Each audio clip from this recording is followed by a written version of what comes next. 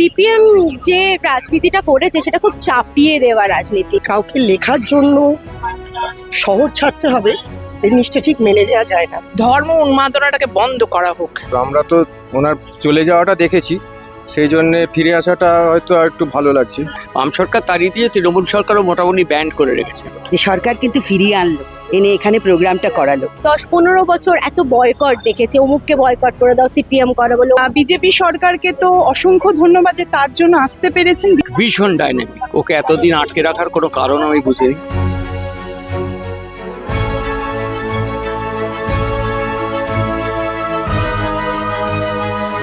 দীর্ঘ 19 বছর 8 মাস 10 দিন পর তসলিমা নাসরিনের এই কলকাতা শহরে ফেরা। কলকাতা শহর আবেগের শহর, কলকাতা শহর কবিতার শহর। সেই শহরে তসলিমা নাসরিনের পা রাখা। 2007 সালে তাকে এই কলকাতা শহর ছেড়ে চলে যেতে হয়েছিল। দ্বিখণ্ডিত উপন্যাসকে ঘিরে উত্তাল হয়ে ওঠে পরিস্থিতি, সংখ্যালঘুদের নিয়ে যে ঝামেলা, এবং তার সেই সময় দাঁড়িয়ে তখনকার মুখ্যমন্ত্রী বুদ্ধদেব ভট্টাচার্য সেই সময় তসলিমা নাসরিনের এই কলকাতা শহর ছেড়ে চলে যাওয়া এবং 15 বছরের দীর্ঘ তৃণমূল সরকার থাকাকালীন তসলিমা নাসরিন তিনি এখানে ফিরতে পারেননি। এবং বিজেপি সরকার আসার পর আমরা দেখলাম শুক্রবার দিনকে তসলিমা নাসরিন তিনি কলকাতা শহরে আসেন, কলকাতায় পা রাখেন। দীর্ঘ বছর পর কলকাতা শহরে তার পা রাখা। শহরে ফিরতে পারলেও সে বাংলাদেশে যেতে পারেননি, এই আক্ষেপ তার মধ্যে রয়ে গিয়েছে। এই আক্ষেপের কথা তিনি বারবার বলেছেন। যেদিন তিনি কলকাতায় আসেন সেদিন সকালে তিনি একটি ফেসবুকে পোস্ট করেছিলেন কলকাতা শহরে আশাকে কেন্দ্র করে। বহু মানুষের ভিড় দেখা যাচ্ছে রবীন্দ্র সদনে। আজ শনিবার দিন রবীন্দ্র সদনে তসলিমা নাসরিন তিনি কবিতা তো শোনাবেন, তার সঙ্গে সঙ্গে রয়েছে সাংস্কৃতিক অনুষ্ঠান। উপস্থিত থাকবেন মুখ্যমন্ত্রী শুভেন্দু অধিকারী। আর তসলিমা নাসরিনকে দেখতে মানুষের যে ভিড়, সেই ভিড় একেবারে যে ছবি দেখাচ্ছে যে সবাই বোধহয় তসলিমা নাসরিনের জন্য অপেক্ষা করেছিলেন। তার ফিরে আসা তাদের প্রত্যেকের কাছে আনন্দের। আমরা একটু কথা বলার চেষ্টা করব। প্রচুর মানুষ তারা দাঁড়িয়ে রয়েছেন। তসলিমা নাসরিন বহু বছর পর তিনি ফিরলেন, প্রায় 19 বছর 8 মাস 10 দিন পর। কেমন লাগছে? খুবই ভালো লাগছে এবং আমরা তো ভীষণ এক্সাইটেড, সেজন্যই এসছি আজকে এখানে। তো লম্বা লাইন দেখতেই তো পাচ্ছেন, ফলে বহু মানুষ শুনছি এখানে। আমি কলকাতাতেই থাকি, কিন্তু বহু মানুষ দূর দূর থেকে এসেছে, তো একটা এক্সাইটমেন্ট তো আছেই এতদিন পর। কেমন লাগছে দাদা বহু বছর পর তার এই ফেরা? হ্যাঁ, আমরা তো এটা আবেগের একটা ব্যাপার। আর আমরা তো ওনার চলে যাওয়াটা দেখেছি, সেই জন্য ফিরে আসাটা হয়তো আর একটু ভালো লাগছে, এই হচ্ছে ব্যাপার। দেখা যাক পরবর্তীকালে আরো কিভাবে নেয় মানুষ। ভীষণ আনন্দের বিষয়, অত্যন্ত এক্সাইটেড। আপনাকে খুব সংক্ষেপে এবং সহজে বলি, সম্ভবত 1990 যখন ইডেনে এলেন নেলসন ম্যান্ডেলা, তখন তো তাকে সম্বর্ধনা দিল, ভীষণ ব্যাপার।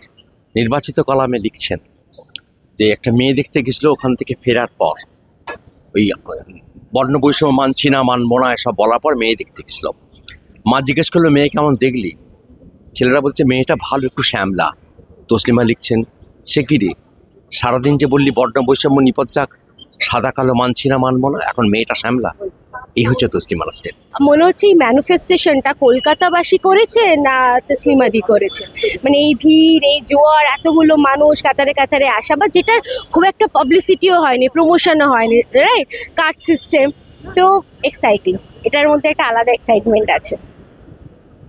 তৃণমূলের সরকারে তিনি ফিরতে পারেন, বাম জামানায় তাকে শহর ছাড়তে হয়েছিল, বয়কট করা হয়েছিল, এবং বিজেপি সরকারে তার প্রত্যাবর্তন হলো। একদম। এই তিনটে ফেজ কি মনে হচ্ছে? দেখো, আমার কোথাও একটা মনে হয় যে কোয়েশ্চেন্সটা তুমি করলে, সিপিএম যে রাজনীতিটা করেছে সেটা খুব চাপিয়ে দেওয়া রাজনীতি। তৃণমূল যে রাজনীতিটা করেছে সেটা একটা নিজের মতো রাজনীতি, যেটা বৃহত্তরভাবে ভাবনা চিন্তা। কারণ আমি অ্যাক্টিভলি ফিল্ম প্রফেশনে আছি বলে আই নো, আমরা 10-15 বছর এত বয়কট দেখেছি, অমুককে বয়কট করে দাও, সিপিএম করে বলে, অমুককে বিজেপি করে বলে। তো এটা না একটা সরকারের ওপেন মাইন্ড, এবং এই যে সংস্কৃতি শিল্পীর যে সংস্কৃতি বা এই কাব্য কবিতা, এটার মধ্যে কোনো রং থাকে না। এটা মানুষের নিছক বক্তব্য প্রকাশ করার জায়গা এবং উপলব্ধি বা আনন্দের জায়গা, সেটাকে যে সাপোর্ট করার, যেটা বিজেপি সরকার করছে, এর থেকে ভালো কারণ আমরা এটা নিজে যখন আমাদের ফিল্ম ফেটার্নিটি নিয়ে কথা হয়েছে এবং শুভেন্দুদা নিজে যখন এই কথাটা বলেছে যে তোমরা যাকে নিয়ে ইচ্ছে কাজ করো, কোনো কালার কোনো বাউন্ডেশনস নেই, সেটা যেন একজন ক্রিয়েটিভ পার্সন হিসেবে এটা এক্সট্রা পাওয়া। বহু বছরের স্বপ্ন ছিল, বহুদিন যোগাযোগ রেখেছিলাম, আজ অনেকদিন পর আমাদের স্বপ্ন পূরণ। বাঙালি হিসেবে তো ভীষণ ভালো লাগছে, আবেগপ্রবণ একজন লেখিকার পাঠিকা হিসেবে তো মানে ভাষা নেই, ভাষাহীন ভালোবাসা রয়েছে যে 20টা বছর পরে উনি আবার আসছেন এবং বিজেপি সরকারকে তো অসংখ্য ধন্যবাদ যে তার জন্য আসতে পেরেছেন, বিশেষ করে ধন্যবাদ সেকুলার মিশনকে যাদের উদ্যোগে তিনি আসতে পেরেছেন। আর ওনাকে তো আমি পাঠিকা হিসেবে আগুন পাখি বলি, কারণ উনি অক্ষরের প্রেয়সী, উনি আসছেন আমাদের কলকাতার, এটা ওনার দ্বিতীয় ঘর, তা আনন্দ তো অবশ্যই হবে। একজন পাঠিকা হিসেবে তো মানে আপ্লুত, ভাষা নেই আমার। কেমন লাগছে দিদি? তসলিমা নাসরিন তিনি ফিরছেন, আজকে দেখতে পাবেন তাকে, তার কবিতা শুনতে পাবেন। খুবই ভালো লাগছে বাঙালি হিসাবে। এবং আমার একটা দিন মনে আছে, 2007 সালে আমরা সেদিন কলেজে পড়তাম, যেদিন ওনাকে কলকাতা ছাড়তে হয়েছিল। সেই বয়সটা এগুলো জানতাম না যে কি কারণ, কি হয়েছে। পরে যখন জেনেছিলাম অবাক হয়েছিলাম যে শুধু লেখার জন্য, কারণ বাঙালি সবসময় মুক্ত চিন্তায় বিশ্বাসী, কাউকে লেখার জন্য শহর ছাড়তে হবে এই জিনিসটা ঠিক মেনে নেওয়া যায় না। আজকে 20 বছর পর বিজেপি সরকার ভেবেছে ওনাকে ফিরিয়ে আনার, অত্যন্ত ভালো লাগছে বাঙালি হিসাবে। ভালো তো লাগছে। উনি বোধহয় আমি ওনার অটোগ্রাফ নিয়েছিলাম 2005-এ, তারপর থেকে উনি তো তারপরে বোধহয় 6-এ চলে গেলেন, 7-এ চলে গেলেন, তারপর তো উনি আসতে পারেননি। তো উনি এসছেন, খুবই ভালো লাগছে, মানে অন্তরের টানের সঙ্গে এসছি আমি এখানে। তো ওনার সঙ্গে ওনাকে দেখবো, ওনার কথা শুনবো, ওনার কি অভিব্যক্তি, ওনার কি কষ্ট, সেগুলো শুনবো।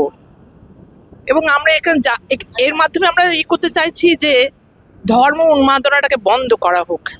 গত 2 বছর মানে 2023 এবং 2024-এ আমি তসলিমা নাসরিনের সঙ্গে দিল্লিতে গিয়ে দেখা করেছি। খুঁজে খুঁজে তার বাড়ি বার করেছি, যদিও তখন খুব গোপনে ছিলেন, এখনো গোপনে আছেন। আমরা তার বাড়ি খুঁজে খুঁজে বার করেছি যেখানে থাকে, তার সঙ্গে লজ্জা গল্প নিয়ে আলোচনা করেছি, ওটা নিয়ে একটা সিনেমা বানানোর পরিকল্পনা ছিল, সেটা নিয়ে আলোচনা করেছি। কিন্তু রাজনৈতিক পরিস্থিতি এমন ছিল যে উনি আমাকে সে অনুমতিটা দিতে পারেননি। মানে তখন যদি হয়তো অনুমতি দিত তাহলে বাংলাদেশের হিন্দুদের উপর একটা অত্যাচার শুরু হয়। যাই হোক, দুবারই গেছি, খুব ভালো লেগেছে। অনেক আমি ওনার লেখার সহায়তার জন্য কিছু বইপত্র দিয়েছি। আজকে ভিড়ের মধ্যে হয়তো পার্সোনাল হয়তো দেখা করা যাবে না, পরে আবার দেখা করবো। আর কেমন লাগছে?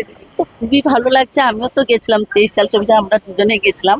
তা আমরা অনেক খুঁজে খুঁজে ম্যাডামের সঙ্গে দেখা করেছি, ম্যাডামকে বই দিয়েছি নিজে হাতে, হ্যাঁ, এবং তারপরেও গিয়ে দেখা করেছি, কথা বলেছি। তা সত্যি খুবই ভালো লাগছে যে উনি যে মানে আমাদের বাংলাতে আবার যে মানে 20 বছর পরে যে ফিরছে না, মানে এটা খুব মানে আনন্দ করবো না, দুঃখ করবো না, কষ্ট করবো সেটা বুঝতে পারছি না। তসলিমা নাসরিন তিনি ফিরছেন অনেক বছর পর, কেমন লাগছে? 20 বছর পর তসলিমা নাসরিন ফিরে আসছেন।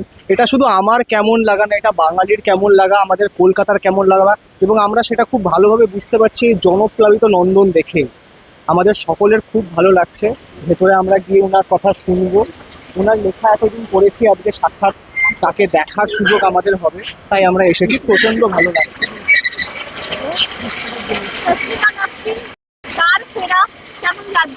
অবশ্যই আমাদের জেনারেশনের জন্য খুবই ভালো একটি সুখবর, এবং ওনার যে মুখ, একটি মৌলবাদ বিরোধী মুখ।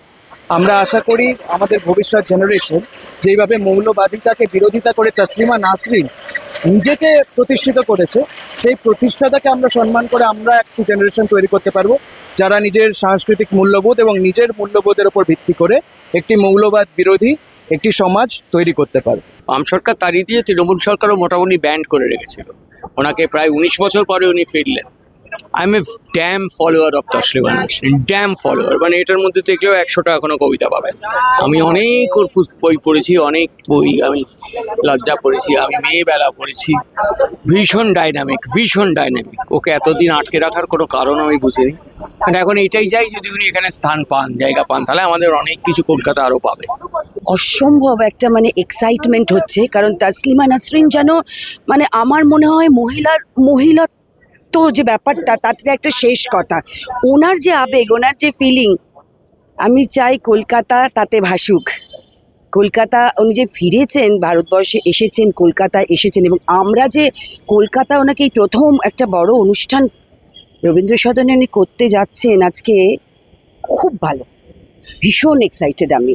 তসলিমা নাসরিনের সাথে যে শব্দটা ভীষণ ভাবে যায় সেটা হলো প্রতিবাদ, প্রতিবাদ, একদম এবং তাই, কলমের জোর, সেই একদম তাই। কলমের জোরেই তাকে চলে যেতে হয়েছিল। একদম তাই, সেই কলমের জোরের জন্যই আবার ফিরে এসেছেন। হ্যাঁ, আর আমরা আমার সাংঘাতিক মানে একটা ভীষণ ধন্যবাদ এই সরকারকে, যে সরকার কিন্তু ফিরিয়ে আনলো, এনে এখানে প্রোগ্রামটা করাচ্ছে। রবীন্দ্র সদনে উপস্থিত হয়েছেন তসলিমা নাসরিন। বহু প্রতীক্ষিত সময় তসলিমা নাসরিন তিনি এসে উপস্থিত হয়েছেন, এবং এই অনুষ্ঠান যে আয়োজন করেছেন মোহিত, তিনি বলেছেন যে আর কোনো আইনি জটিলতা তসলিমা নাসরিনের ক্ষেত্রে নেই, তবে নিরাপত্তা একটি বড় বিষয়। তসলিমা নাসরিনের সেই নিরাপত্তা সুনিশ্চিত করা হয়েছে এবং কঠোর নিরাপত্তা ব্যবস্থা কিন্তু রাখা হয়েছে। ক্যামেরায় অভিনবর সঙ্গে অনন্যা, দ্য ওয়াল, কলকাতা।